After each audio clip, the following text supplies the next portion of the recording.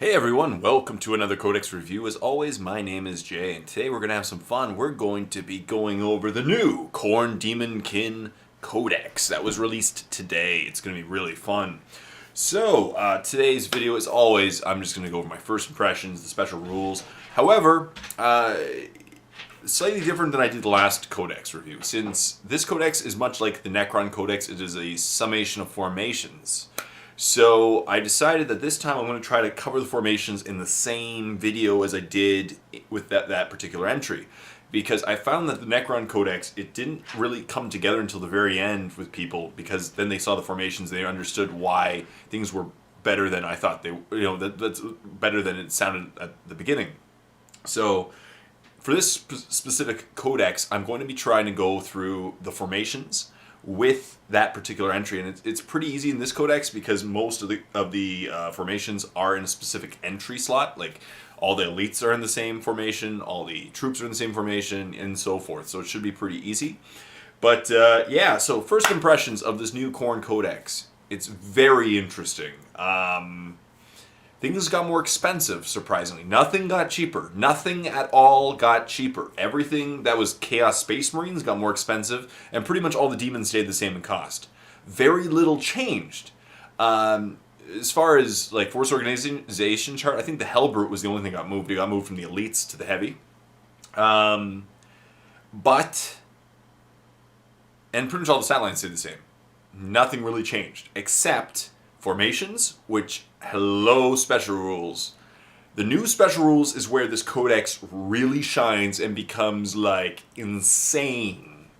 The special rules and the formations with their special rules is where this codex just becomes crazy. And that is what we're going to talk about today. Because, as I said, nothing really changed. But it's really cool that the Khorne Codex and it's basically Khorne Chaos Space Marines with demons, Khorne demons, all in a book. That's pretty cool. Also, the minimum squads changed 8. Surprise there. It's a book about 8, so today it'll be about the crazy 8s, basically. Most minimum squad sizes are now 8, and they all went up in cost. So let's start off with the special rules of this codex, because this is, as I said, where the codex really becomes interesting. And as I mentioned, the new thing, like in the Necron Codex, it's now a summation of formations. So there's a core formation and a leadership formation and a bunch of other formations that you can take. So the army-wide special rules. First one is called Blood for the Blood God. Makes sense. And this is where the codex becomes really interesting. This is what I love about this codex. So there's things called there's now called blood tithe points. So a Khorne Daemonkin army generates blood tithe points. Now you have to practice saying that, blood tithe points, during the course of each battle. The controlling player must keep a record of how many points his army accrues. So how do you get these points? Pretty easy. A blood tithe point is generated each time one of the following events occurs during the game. This may mean that you may earn multiple blood tithe points simultaneously. A unit containing at least one model with for the Blood God special rule, which is basically everyone, is completely destroyed, or completely destroys another unit. So basically so every time your squad or model dies, your unit, whatever your unit is, dies, or destroys another unit, you get a blood tithe point. So keep track of these blood tithe points, because they're really important. And also a character in which has blood for the Blood God special rule is slain or slays an enemy character in a challenge. Awesome. And most of your characters will have to issue challenges because they have another rule called Skull for the Skull Throne.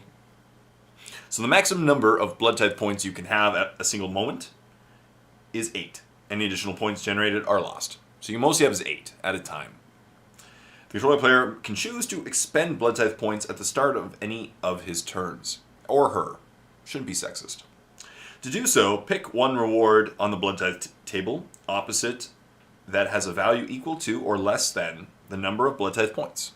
So there's basically a chart, and if you want to spend 3 blood tithe points, you can use the 1 blood tithe point thing, a 2, or a 3. And you may just want to throw them away in case, like you're about to get up to 9, for example. So you better drop down below 8 or less. So you know what I mean. So you want to use them. When 1 or more blood tithe points are expended, any remaining points are lost. The more points can be generated later in the game as normal. Oh, Any remaining points are lost. Never mind. So that's very interesting. That's an interesting point. I missed that during my first read. So, yeah, so you basically spend them all and the rest go away, but it's okay. Spend them all, have fun. And, of course, Demon of Khorne. Demon of Khornes have Demon, Furious Charge, and Hatred. Demons of Slash. Special rules. Chariots with the special rule resolve their Hammer Wrath hits at strength 7. And then there's the Mark of Khorne, which the Mark of Khorne gives Rage and Counterattack. Pretty sweet. Mark of Khorne, Rage, and Counterattack. Because then if they assault you, you still have Counterattack and you get Rage, so it's pretty sweet. Then there's also Skull for the Skull Throne, which, as I said, Skull for the Skull Throne is basically they always have to issue or accept a challenge whenever possible. If you have several models with a special rule in combat, you can select which model issues or accepts challenges.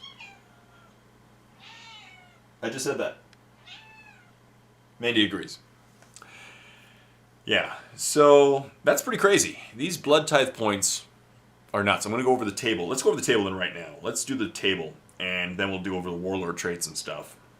And then maybe the formations.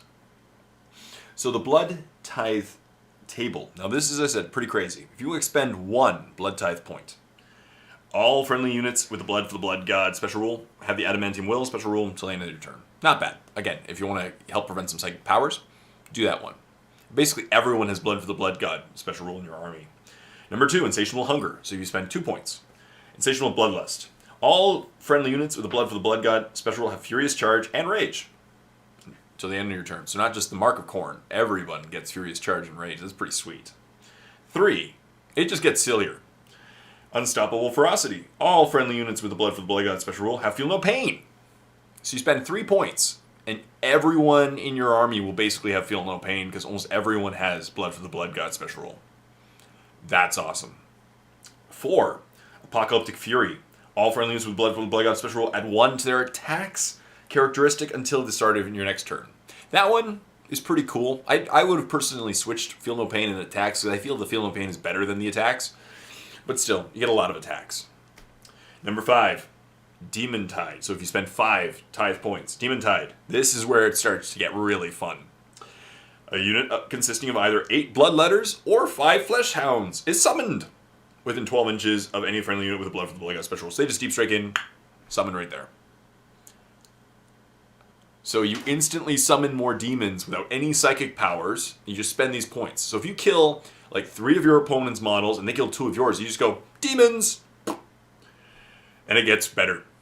6. So if you spend 6 tithe points, Harbingers of Blood and Brass. A unit consisting of either 3 Blood Crushers or a Skull Cannon. Interesting Skull Cannon. Is summoned within 12 inches of any friendly unit with the Blood for Blood God special rule. 7. So if you spend 7 Blood Tithe points. Dark Apotheosis. This is fun. Choose 1 friendly character with the Blood for the Blood God special rule who does not have the Demon of Khorne special rule on the board. That character must immediately take a leadership test. Now most of their leaderships are pretty good, 9 or 10. If the test is failed, a Chaos Spawn is summoned. See below. Within 6 inches of that character. If the test is passed, you get a Demon Prince. So Demon Prince equipped with a Warp Forged Armor. So he gets, I think, the 3-up armor save. And Demonic Flight if the model being used to represent it has wings. So as long as you have a Demon Prince with wings, it basically gets wings. Demonic Flight. That's amazing. So definitely put wings on your Demon Princes.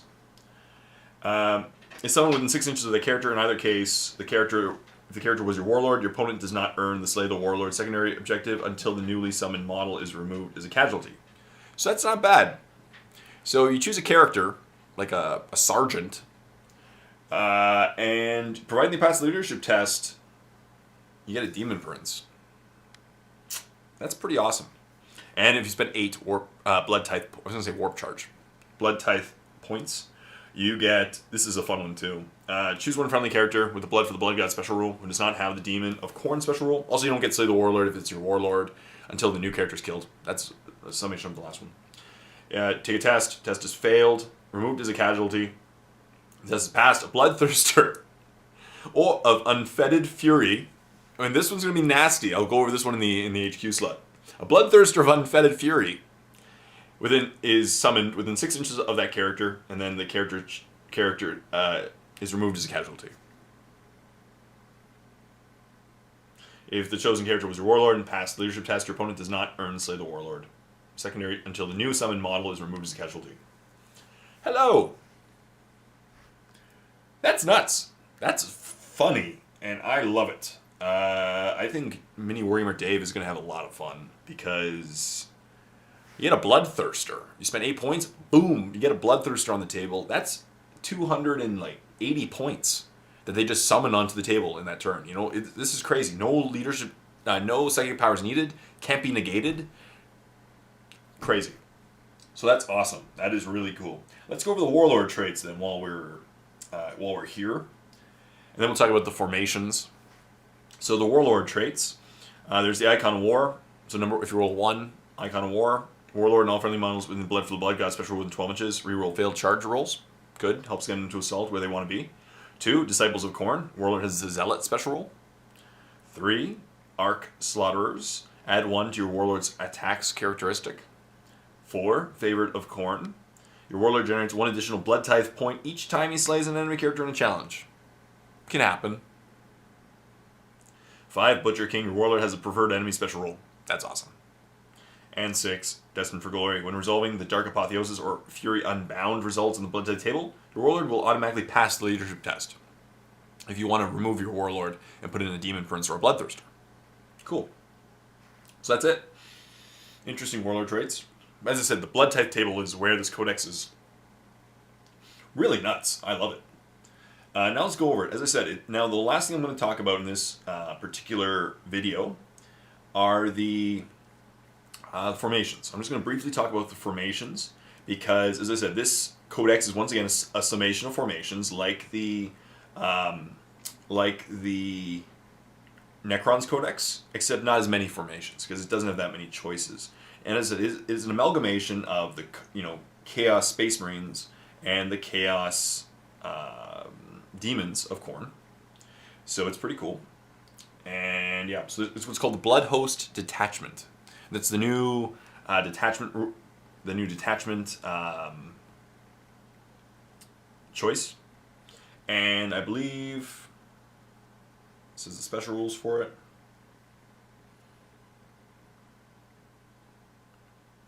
Command benefits. Here we go. Of choosing the new detachment.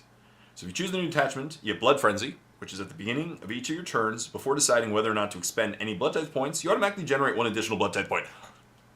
This is nuts, people. Craziness. So turn 1, you just get a Blood Tithe point. By turn 3, you get more Blood Tithe points. And that's nuts, because if you have 6, and all of a sudden you have 6 and you generate 1 more, it takes you up to the next one, and you can get even more craziness. So that's huge. Huge. So just for taking the formation, you get the Blood Tithe point for free every turn. So turn 1, you can just use it up. You have Adamantium Will. It's pretty cool stuff. And Chosen of Khorne, you can reroll your Warlord traits, but yeah, that's standard. So that's pretty nuts. So let's go over the formation. The core formation, the core of the formation, like Necrons, you need to have a core formation to have this detachment. It's called the Slaughter Cult. You need to have at least 1 Slaughter Cult in your detachment. And it includes a Chaos Lord, a Herald, a Demon Prince, or a Bloodthirster of Unfettered Fury as your HQ. 2 to 8 units of Chaos Space Marines, Berserkers, or Bloodletters. Oh, you can take Berserkers as troops. Pretty standard. 2 to 8 units of Chaos Space Marines, Berserkers, or Bloodletters in any combination. 1 to 4 units of Possessed. 0 to 2 units of Chaos Spawn. 0 to 2 units of Chaos Cultists. And it does say the Skull Taker or Blood Throne may be taken in place of a Herald. So, cool. That's the Slaughter Cult. Now, let's go over the rules of the Slaughter Cult while we're here. Because, as I said, I want to go over the formation rules of each one, but this one's going to encompass a lot of different sections. So let's go over the Slaughter Cult, and let's see the rules for the Slaughter Cult before we discuss the other formations. So, as I said, it's what I just mentioned. So, special rules. Chosen of Khorne. If this formation is your primary detachment, you can reroll your Warlord trait. Blood Sacrifice. If a unit of Chaos Cultists from this formation fails a morale test, you can choose to remove the remaining models in the unit as casualties. Now, why would you do that? Blood Tithe points. So if you have a weak squad, if you have a couple of small squads of cultists and they just go, you want them to go away and get more points for yourself with a Blood Tithe, do it. And then, especially if it's on your opponent's turn that this happens, they die. And then on your turn, you have the blood tithe points to have fun. And Boon of Khorne. Each time you expend one or more blood tithe points, choose a second result. It gets crazier, people. Second result from the blood tithe table that has a lower value than the first, but not a value of more than 4. So you can't do any more of the summon ones, unfortunately. This second result applies to all units in this formation. These effects are in addition to the first result you chose from the blood tithe table and last until the beginning of your next turn. So, if you take this core formation, not only do you get the extra, if you take the detachment, you get an extra blood tithe token per turn. If I choose to use 5 blood tithe tokens, I can get the bonus for 5, or I can do the 6 or 7 as well. And then I can get an additional one for the 4, which includes the Feel No Pain one. So you can give everyone in your army basically Feel No Pain on top of summoning a Demon Prince or a Bloodthirster. Yeah, I think this codex is going to stand really well on its own. I really do. Again, things got a bit expensive, but these new special rules are pretty fun. So, interesting stuff. Okay, so we've gone over the main one. That's the Slaughter Cult. Now, for every Slaughter Cult, you can take 0 to 1 Lords of Slaughter. Now, Lords of Slaughter is the command formation, and it is simply a Bloodthirster of Unfettered Fury, a Bloodthirster of Inseminate Rage, a Wrath of Khorne Bloodthirster, or a Khorne Lord of Skulls. So, you can take one of those. And I'll be going over those when I do the HQ section. Also, for every Slaughter Cult, you have to take between 1 and 8 of the other formations. Which include, there's the Brazen Onslaught, which is 1 to 4 units of Chaos Terminators and 2 to 4 units of Blood Crushers. Khorne's Bloodstorm, 2 to 4 units of Raptors, 1 to 4 units of Warp Talons, there's 1 Helldrake, so the fast attack ones. Gore Pack, 2 to 4 units of Chaos Bikers, 1 to 4 units of Flesh Hounds. And I'll be going over all the special rules for these formations when they come up in the Force Organization.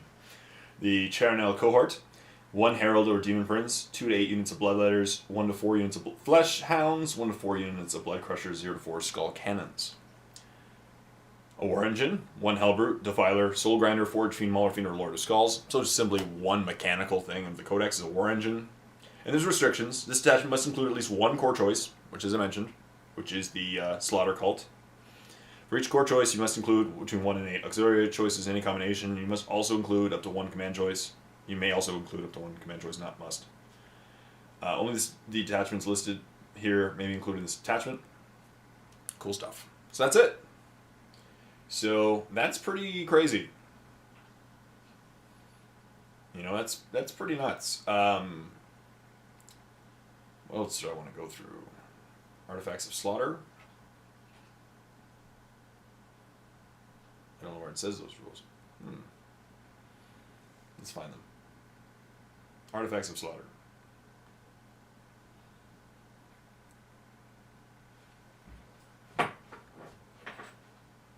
Rubik's having fun.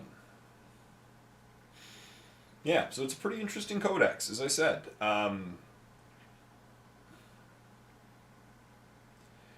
It's nothing really changed rule-wise, which I'll be going over after, right? It's not...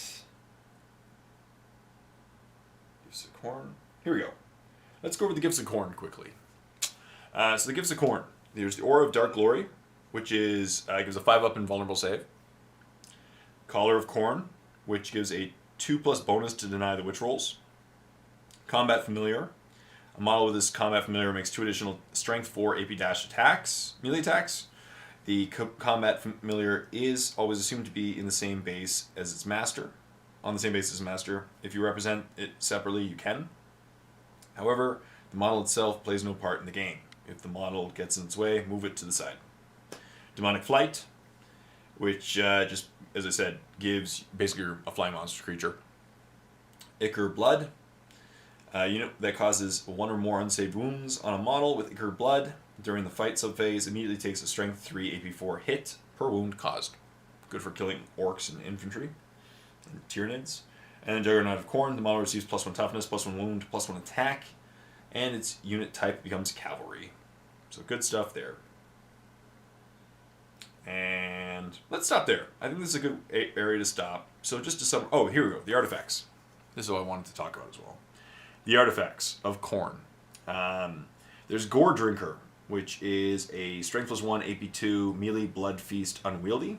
Blood Feast means keep account of all unsaved wounds caused by the bearer's melee attacks at the start of each of your turns. Consult the table below. See what happened effects the Gore Drinker will have on its bearer. These effects are cumulative. So wounds, 0, no effect. 1 to 2, add +1 to the bearer's strength characteristic. 3 to 4, the bearer gains the Rampage special rule. 5 to 7, double the bearer's strength characteristic. Oh my goodness. And then 8+, the bearer's melee attacks gain the instant death special rule. So if you put this on something and they start slaughtering everything, it's going to be hilarious. Bloodforged armor. It gives a 3-up armor save and Eternal Warrior and Feel No Pain special rules. The Brazen Rune. The bearer of the Brazen Rune has the Adamantium Will special rule. Furthermore, once per game, at the start of your opponent's psychic phase, you can declare that the bearer is unleashing the power bound within the Brazen Rune. For the rest of the phase, the enemy psyker unit, any enemy psyker unit within 24 inches of the bearer that attempts to manifest a psychic power and rolls any doubles will suffer perils of the warp. At the end of the phase in which the bearer rune's power was unleashed, the bearer loses the Adamantium Will special rule. The Blade of Endless Bloodshed. Strength user AP3. Melee. Deluge of Gore. Deluge of Gore. At the end of any assault phase in which the bearer inflicted 1 or more casualties, the controlling player generates 1 Blood Tithe point in addition to any other seed generated. So you put this on another guy, throw him into combat, and just get... Basically the goal is just to gather as much Blood Tithe points as you can before your opponent, and then just call him out and... Oh my goodness. The Skull Helm of Khorne. It's the bearer has the Fear special rule. In addition, every time the bearer of the Skull Helm rolls a 6 to hit in close combat, he can immediately make another attack at the same initiative step. However, these bonus attacks cannot confer additional attacks. Korlath, the Axe of Ruin. Strength user AP2. Melee. Caged Fury. Decapitating Blow. Specialist weapon. So if Caged Fury is if the bearer of the Axe of Ruin is reduced to 0 wounds or is otherwise removed as casualty, a Bloodthirster of Unfettered Fury is summoned within 6 inches of that character before he is removed as a casualty.